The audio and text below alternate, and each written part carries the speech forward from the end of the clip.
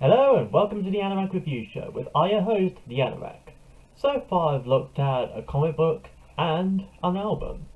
So I think it fits fitting that this week I look at a comic book that's based on a particular rock band. Which is why today I'm designed to look at Maiden, Legacy of the Beast.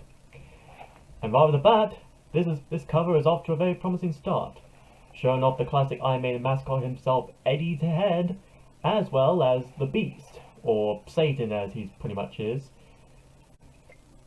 And it does feel like something the band Iron Maiden would have as a potential album cover, or at least for one of their singles. So what's the plot of this particular comic? Well, it involves our main character Eddie the Head, and his soul is apparently being split up into many pieces across space and time.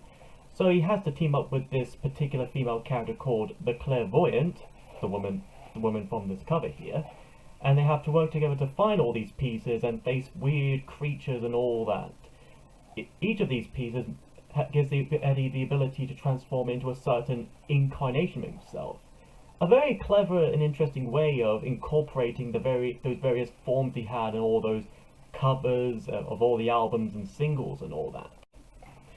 Obviously, quite a bit happens in this comic, but I won't give away too much, just to save, spoilers and all that. But so far, I think this is a pretty cool comic.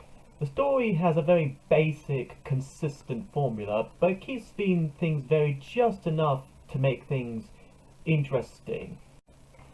The range of creatures and worlds they encounter in this first volume range from Egyptian mythology to World War I and II imagery. And as you might expect, Eddie never talks once throughout this comic. The Clairvoyant does all the talking and monologuing. The closest that Eddie does is just growls and groans. But what he makes up for a lack of speech is a lot of beating action.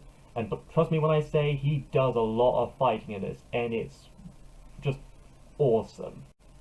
Especially when he fights the Beast, or Satan at the end, where it reaches like Dragon Ball levels of kick-ass epicness.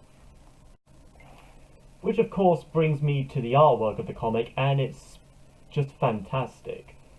I can give kudos to the people behind the art. It does have that vibe of what you would see from Iron Maiden's imagery. It's just well done. Kudos. So if you ever wanted to read a comic where Eddie the Head fights demons, zombies, and frigging undead Nazis, then this comic might be worth picking up sometime soon. I'm the Anorak, and this has been a good review for you.